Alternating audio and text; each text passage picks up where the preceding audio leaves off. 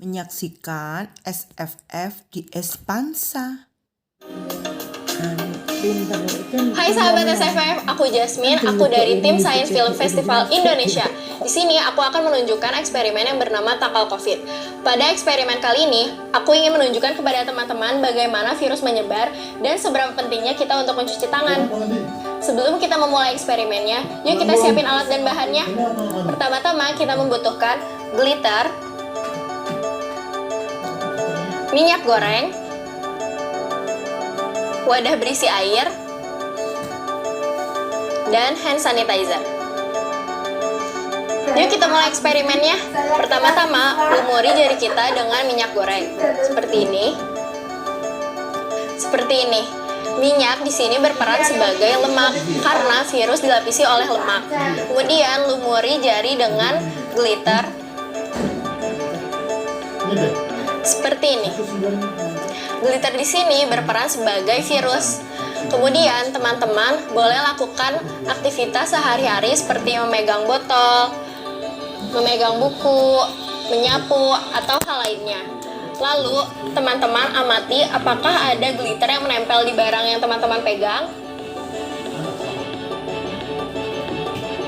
Jika ya, sekarang aku mau tanya sama teman-teman, bagaimana tindakan teman-teman untuk mencegah penyebaran virus ini? Coba sekarang teman-teman bersihkan tangan teman-teman dengan air seperti ini. Lalu perhatikan, apakah glitternya mudah terlepas? Jika tidak, aku punya solusinya. Sekarang teman-teman siapkan wadah berisi air, lalu tambahkan minyak goreng secukupnya, kemudian glitter secukupnya. Lalu lumuri jari teman-teman dengan hand sanitizer seperti ini. Kemudian celupkan jari teman-teman ke dalam larutan yang sudah tadi disiapkan.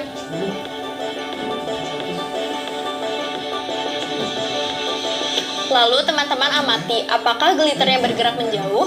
Jika ya, hal tersebut dikarenakan ketika sabun ditambahkan ke air, itu dapat menurunkan tegangan permukaan air yang menyebabkan molekul air di permukaan menyebar atau menjauh dari titik di mana kita menambahkan sabun.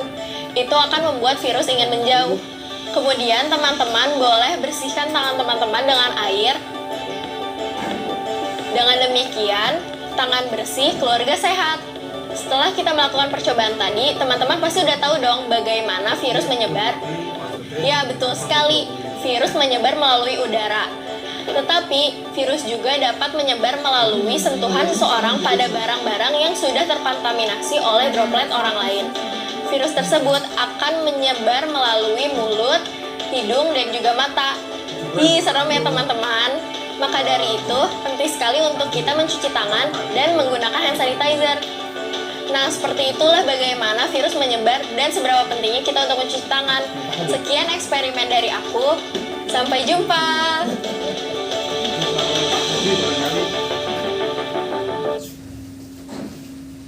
Baik, itu tadi eksperimen yang diperagakan oleh Kak Jasmine kepada kita semua yang berjudul Tangkal COVID. Nah, yang dimana itu adalah simulasi glitternya dan lada itu sebagai simulasi virus yang sulit terlihat, namun jika kita pegang dapat meninggalkan jejak gitu ya. Maka dari itu yaitu pentingnya cuci tangan dan juga memakai hand sanitizer untuk dapat menghilangkan virus tersebut. Nah, oke, baik, mungkin teman-teman di sini kita akan lanjut ke film yang kedua.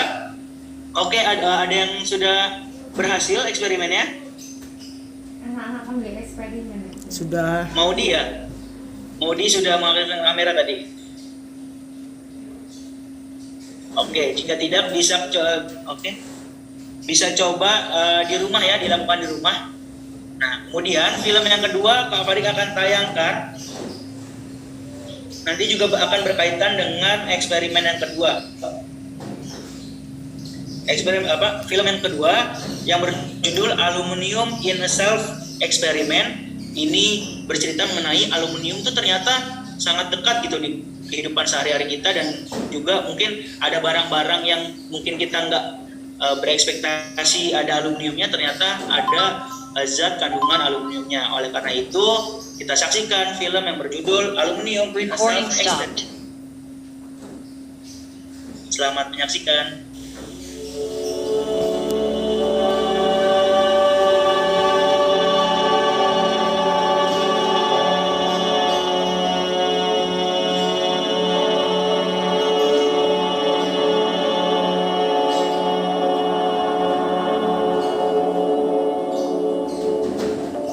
Munich, pagi hari di rumah reporter Galileo Jan Schrammel, ia akan bereksperimen sebagai orang awam.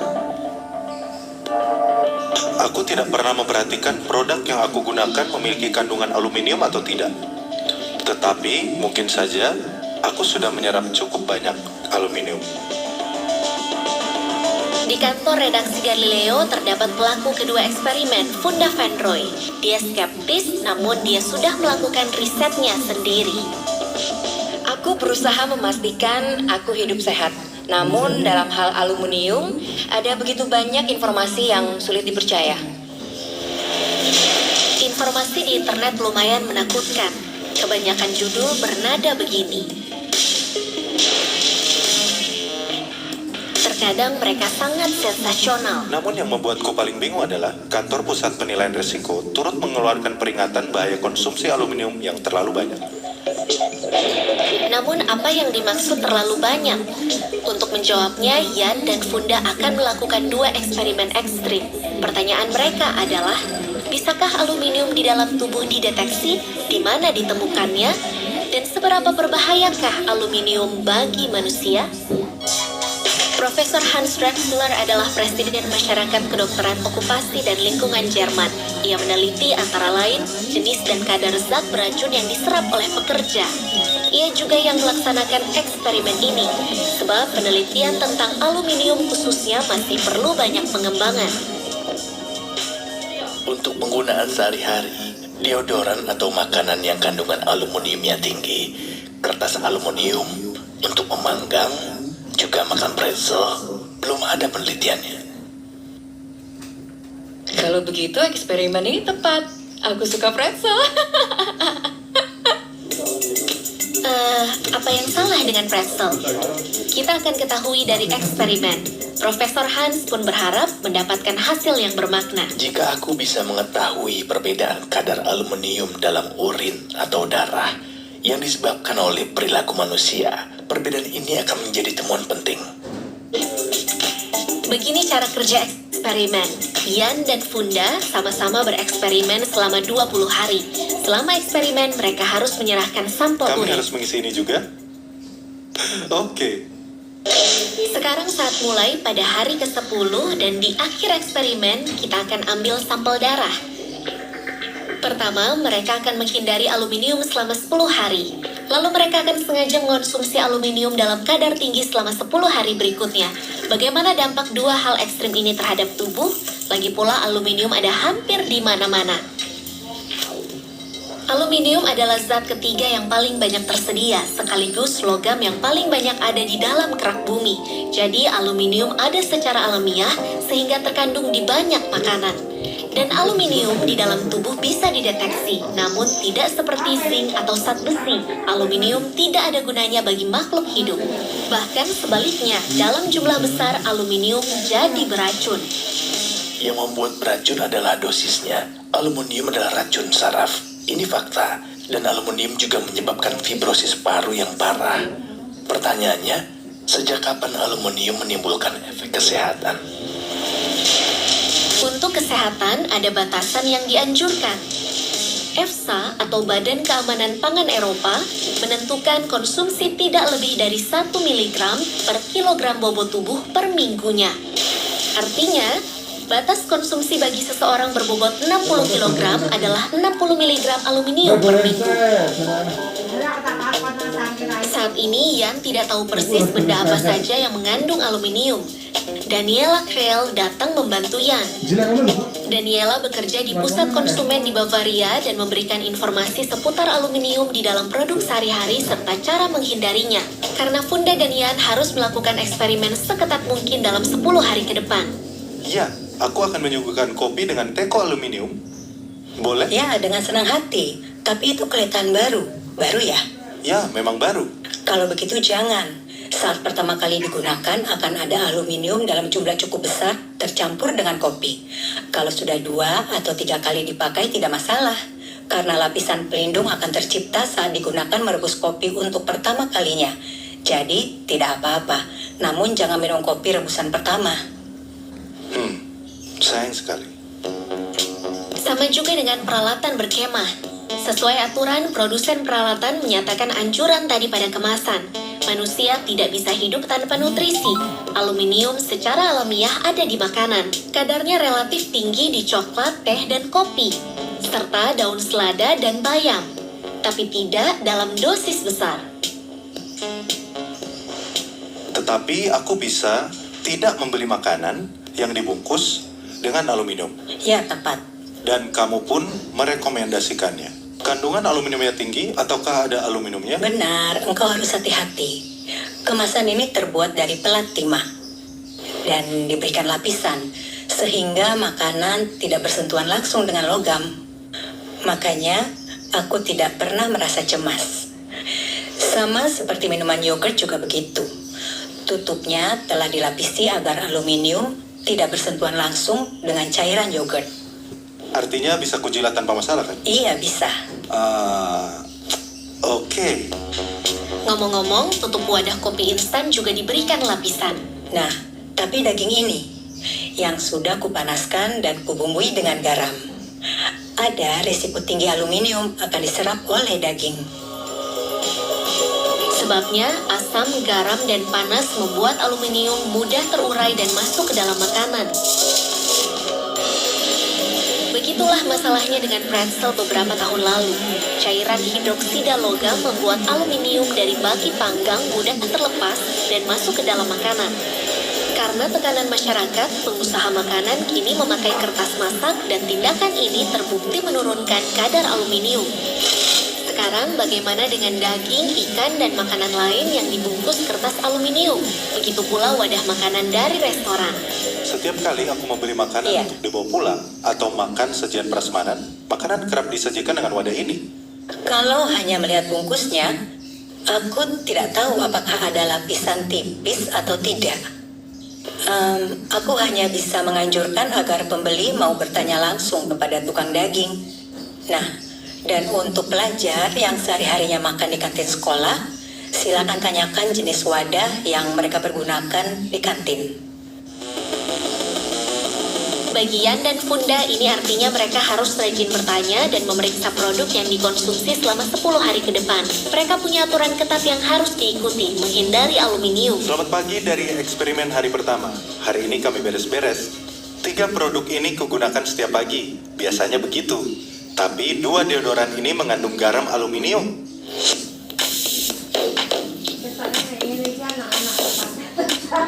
Produk ini mengandung aluminium dalam jumlah besar. Ini anti keringat, anti keringat, anti keringat, anti keringat.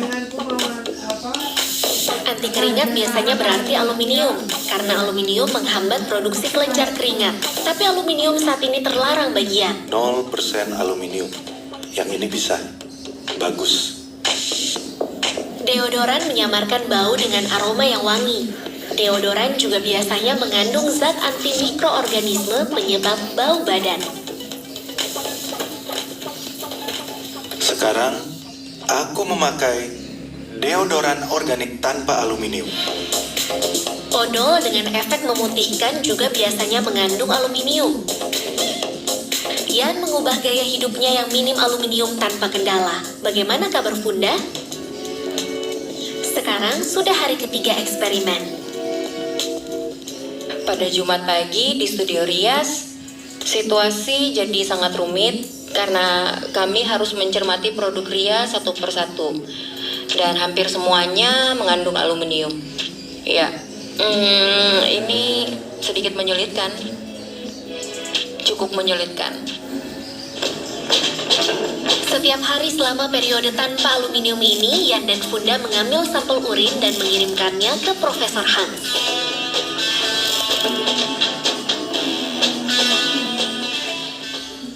Aku membawa sampel urinku. Sekarang aku sedang menuju kantor pos. Sampel urin akan kukirimkan ke laboratorium via pos. Aneh ya rasanya. Tidak ada yang tahu isi paketmu kok, Yan. Plus, semua hal ini dilakukan atas nama sains.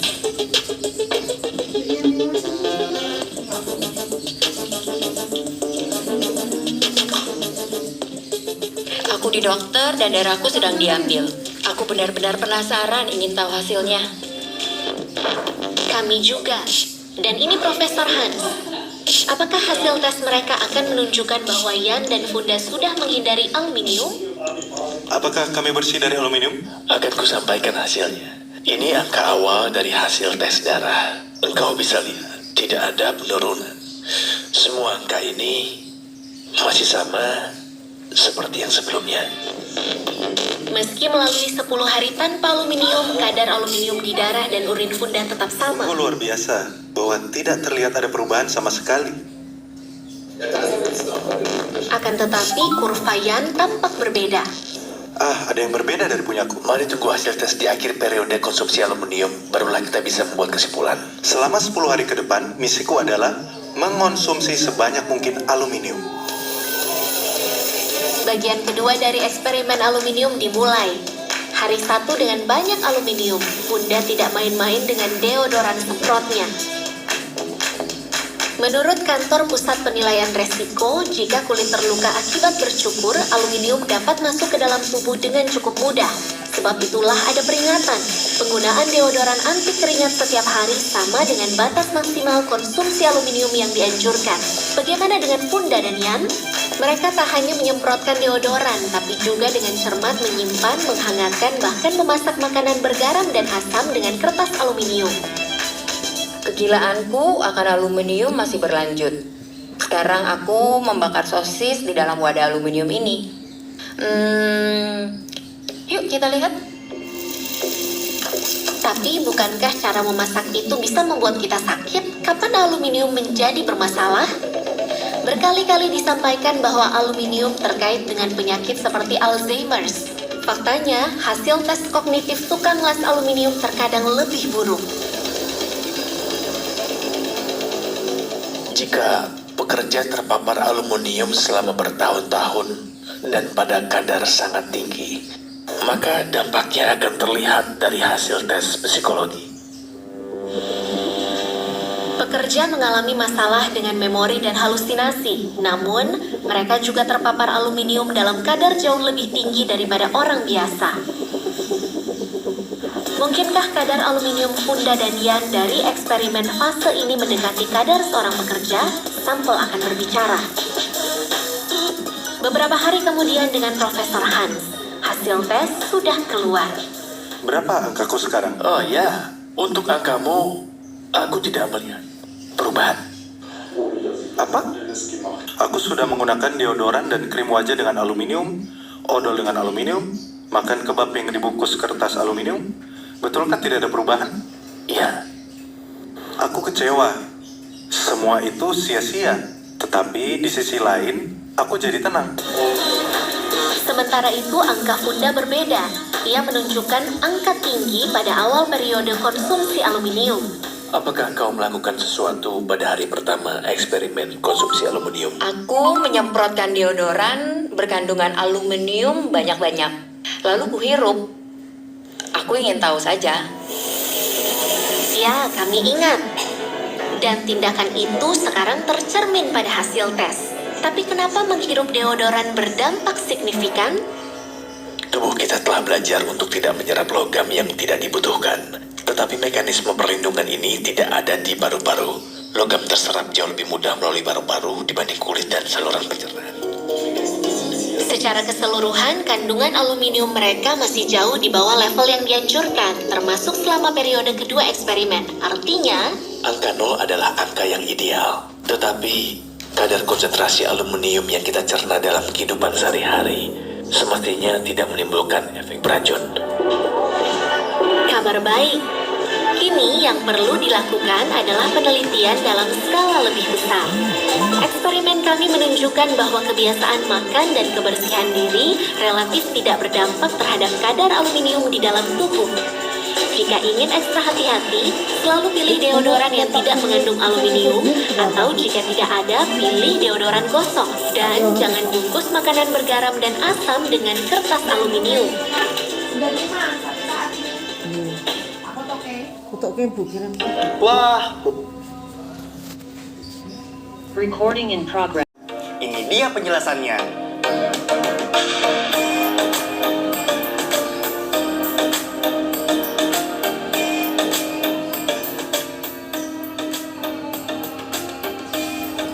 Halo teman-teman semuanya, perkenalkan nama aku Kak Anami dari tim Science Film Festival Indonesia. Kali ini aku akan mengajak teman-teman semua untuk bereksperimen yang berjudul GONE. Sebelum memulai eksperimennya, mari kita persiapkan alat dan bahan-bahannya dulu. Pertama-tama kita siapkan larutan iodin. Lalu kita siapkan 3 potong jeruk. Lalu 2 gelas air, sepertiga gelas. Lalu vitamin C pabrikan. Setelah alat dan bahannya sudah siap, mari kita mulai eksperimennya. Pertama-tama, kita masukkan 10 tetes larutan iodin.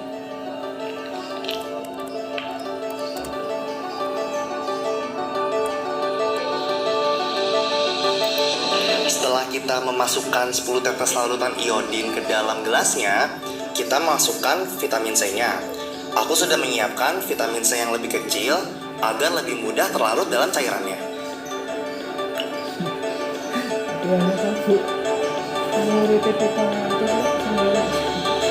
Lalu kita diamkan gelas ini sejenak. Kita masukkan 3 potong jeruk ke dalam gelas yang satu ini. Kita peras. Hati-hati tumpah.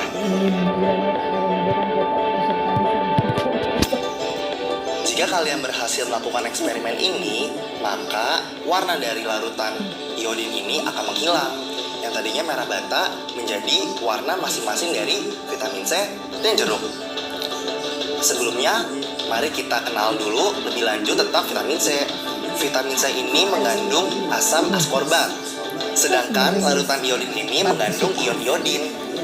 Jadi, jika asam askorbat dan larutan iodin bertemu, maka warna dari larutan iodin tadi akan menghilang dan menjadi warna masing-masing dari vitamin C dan jeruk. Kalian juga bisa loh melakukan dengan buah-buahan lainnya seperti lemon, jambu biji, dan buah-buahan lainnya. Selamat mencobanya di rumah.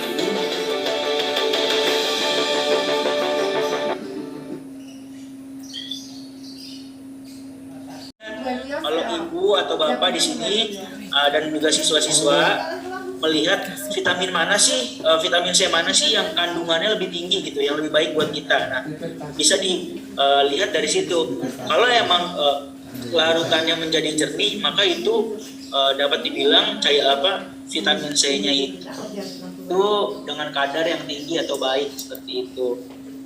Oke, baik, karena keterbatasan waktu, Kak Fahrik dan Kak Mine undur diri, tapi sebelum waktu Kak Fahrik untuk Kak Mine sedang share screen.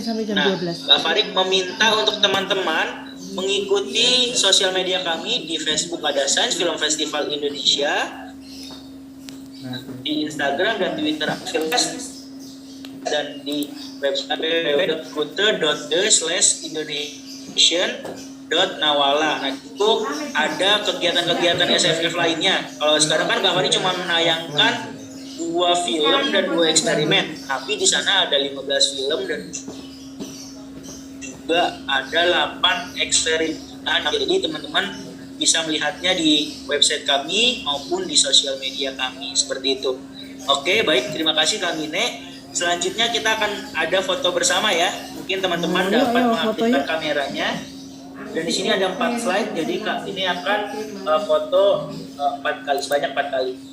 Oke, terima kasih Bu Ayumi, terima kasih Bu Sri dan Ibu Umi dan lainnya. Oke, dipersilakan.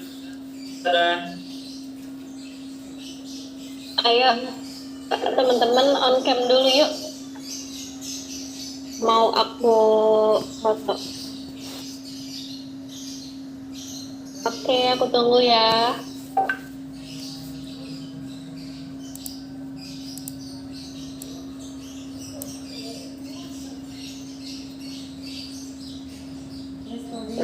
Yuk teman-teman udah? Aku mulai ya. Aku mulai hitung ya. Ini aku akan foto 4 kali karena ada 4 slide. Oke, 1, 2, 3. Bentar. Slide kedua. Yuk, 1, 2, 3. Oke. Slide ketiga.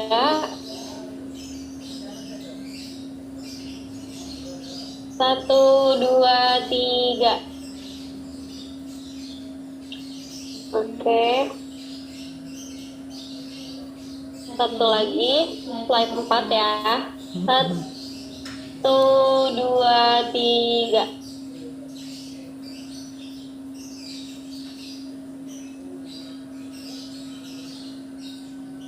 Terima kasih Kak Yasmin, terima kasih Bu Rina dan teman-teman semua, semoga bisa bermanfaat sama-sama. ya. Jangan lupa saksikan ya, tadi ini kami ini juga udah di chat ya, dituliskan sosial media kami, mohon untuk diikuti ya, agar melihat keseru-keseruan sains yang dianggap akan seperti itu. Terima kasih ya dari Kak Farid Yasmin, sampai jumpa. Ya. Sampai jumpa. Terima kasih Kak Fahri. Terima kasih Kak Jasmine.